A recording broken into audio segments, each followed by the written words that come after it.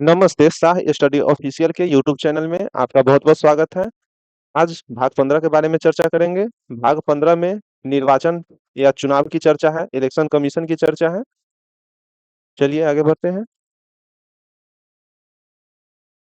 इसके लिए अनुच्छेद 234 में चुनाव आयोग की चर्चा है। यह एक संवैधानिक पद है।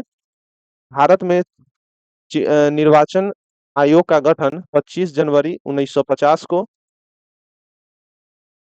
किया गया था।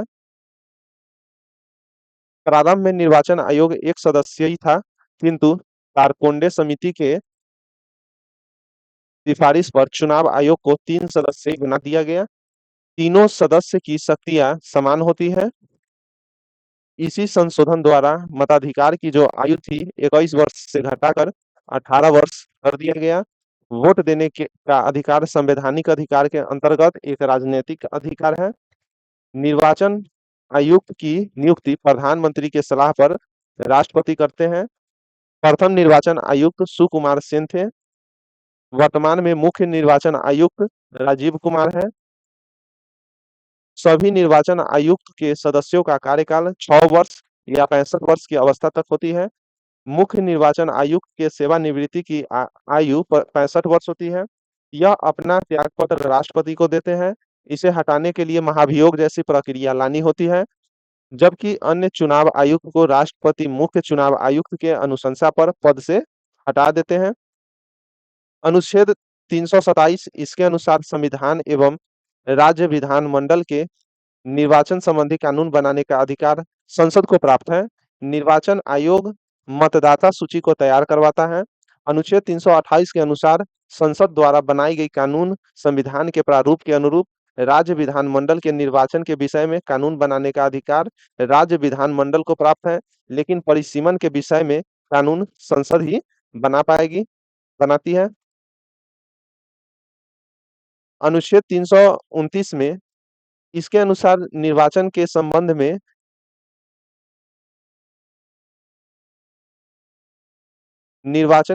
में संसद या राज्य विधानमंडल द्वारा बनाए गए कानून को न्यायालय में चुनौती नहीं दी जा सकती है। जिला का सबसे बड़ा निर्वाचन अधिकारी जिला अधिकारी या डीएम होता है।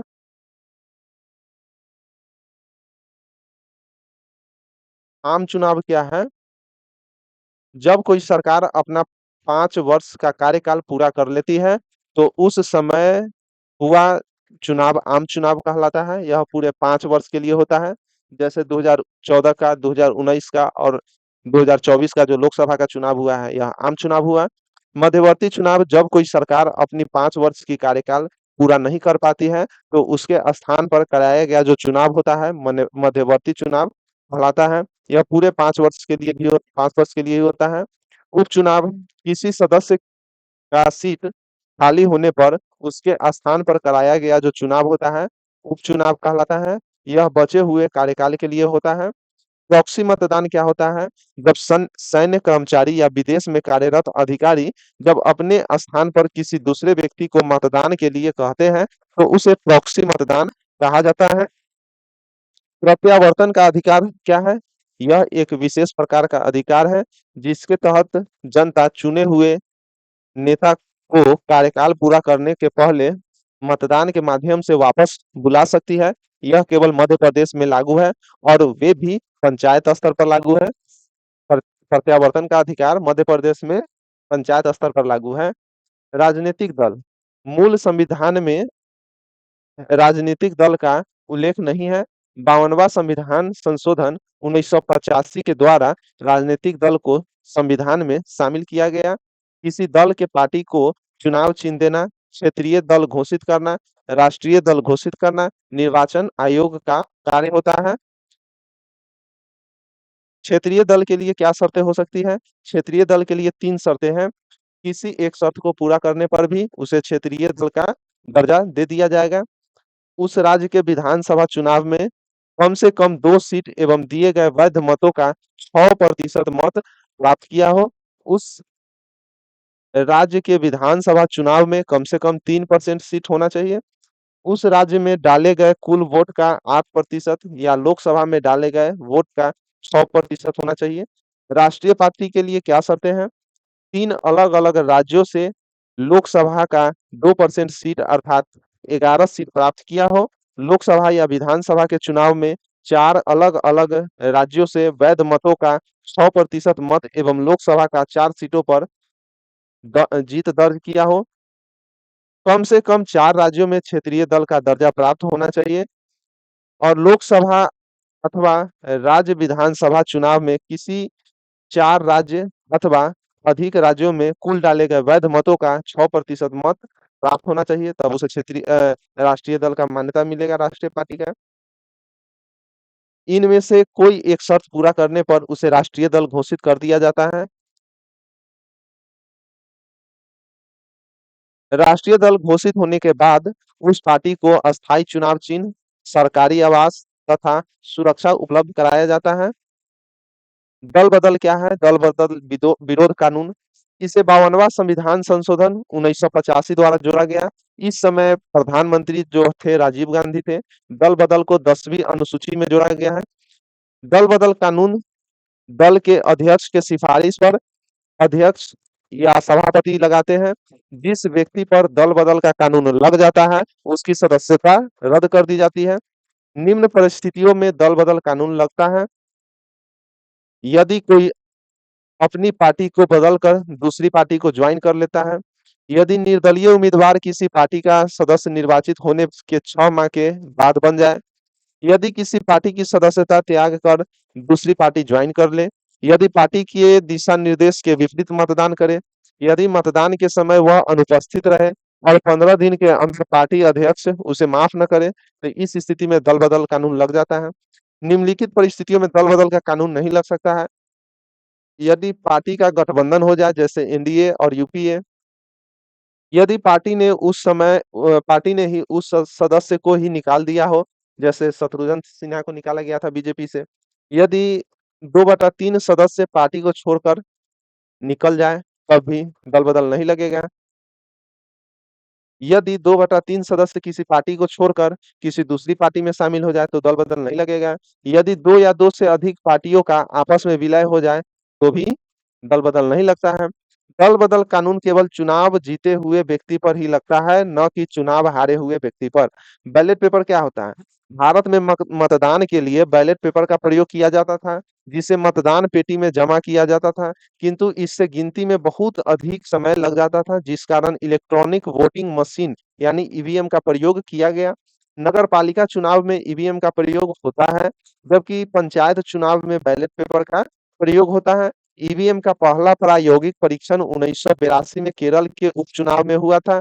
ईवीएम का व्यापक प्रयोग 1998 के विधानसभा के चुनाव में हुआ। सर्वप्रथम 1999 में पहला राज्य गोवा था, जहां सभी बूथ पर ईवीएम का प्रयोग ईवीएम को प्रयोग में लाया गया। 2004 में लोकसभा के चुनाव में ईवीएम का प्रयोग पूरे देश में हुआ। 2013 में नन ऑफ द एबव यानी नोटा का जो प्रयोग था उसका किया गया। ईवीएम मशीन में एक अलग से वीवीपैट यानी voter verification paper audit trial का प्रयोग किया गया। इसका प्रथम प्रयोग वीवीपैट का प्रथम प्रयोग 2017 से प्रारंभ हुआ। यह मतदान के बाद मतदाता को इस बात की जानकारी देता है कि वह किस प्रत्याशी को वोट दिया है। वर्तमान में वीवीपैट के M3 वर्जन का प्रयोग हो रहा है। मतदान की स्याही सिल्वर नाइट्रेट की होती है, जो उंगली पर लगाया जाता है। 25 जनवरी को मतदान दिवस मनाया जाता है। आगे बढ़ते हैं भाग 16 में। भाग 16 में जो है कुछ वर्गों के लिए विशेष प्रावधान की चर्चा है। अनुच्छेद 330, इसके अंतर्गत अनुच्छेद 330 लोकसभा में एससी एसटी के सीटों के आरक्षण की चर्चा है। अनुच्छेद 331 लोकसभा में 2 एंग्लो इंडियन को राष्ट्रपति मनोनीत करेंगे, जो इसे अब समाप्त कर दिया गया है अनुच्छेद 331 को। अनुच्छेद 332 विधानसभा में एससी एसटी के सीटों का आरक्षण है। अनुच्छेद 133 में विधानसभा में एक एंग्लो इंडियन को राज्यपाल मनोनीत कर सके, ये भी समाप्त कर दिया गया है। अनुच्छेद 334 में लोकसभा तथा विधानसभा में एससी-एसटी का आरक्षण 2030 तक बना रहेगा, इसकी चर्चा है। अनुच्छेद 335 में नौकरी तथा प्रमोशन में एससी-एसटी के को आरक्षण की चर्चा है। अनुच्छेद 336 में नौकरी तथा प्रमोशन में एंग्लो इंडियन को आरक्षण है, इसकी चर्चा है, तो इसे भी अब समाप्त कर दिया गया है।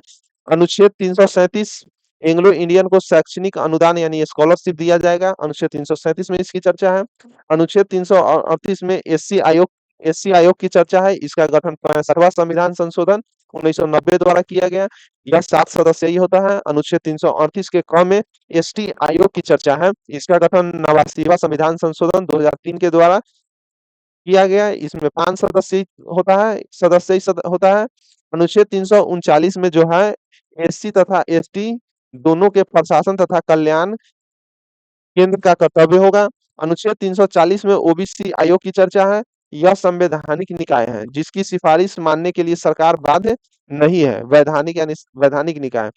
पहला पिछला वर्ग आयोग के अध्यक्ष काका कालेकर थे। पहले ओबीसी आयोग के अध्यक्ष काका कालेकर थे। दूसरा ओबीसी आयोग का आयोग 1889 में 1979 में जनता पार्टी के मोरारजी देसाई ने गठित किया था। दूसरा ओबीसी आयोग अर्थात मंडल आयोग ने ओबीसी को 27% आरक्षण की बात कही थी। मंडल आयोग ने ओबीसी को 27% आरक्षण की बात कही थी। मंडल आयोग के सिफारिश को 1990 में विश्वनाथ प्रताप सिंह ने लागू कर दिया। 1992 में सुप्रीम कोर्ट ने कहा कि ओबीसी को आरक्षण आर्थिक दृष्टि से पिछड़ा होने के लिए दिया जाए, अर्थात इकोनॉमिकली बैकवर्ड कास्ट के आधार पर, ईबीसी के आधार पर। सबसे पुरानी जनजाति जो है यारवा जनजाति है। सबसे बड़ी जनजाति भील जनजाति है। सबसे खतरनाक जनजाति सेंटलीज है। दिवाली को शोक के रूप में मनाने वाला जनजाति थारू जनजाति है, उत्तराखंड के है। सर्वाधिक एससी जो है यानी शेड्यूल्ड कास्ट यूपी में है। सर्वाधिक एसटी शेड्यूल्ड ट्राइब एमपी में है। अनुसूचित जाति का सर्वाधिक घनत्व पंजाब में है। मातृसत्तात्मक जनजाति है खासी और नायर। नायर खासी और नायर जनजाति है, दो जनजाति। मातृसत्तात्मक है। सामाजिक सुधार अधिनियम बंधुआ मजदूर उन्मूलन 1976 में अधिनियम आया। बाल श्रम उन्मूलन 1986। अल्पसंख्यक आयोग का गठन 1992। पिछड़ा आयोग 1993। निःशक्त जन आयोग 1995 में गठित किया गया। अल्पसंख्यक का निर्धारण धर्म तथा भाषा के आधार पर किया जाता है, जबकि आरक्षण जो है जाति के आधार पर दिया जाता है।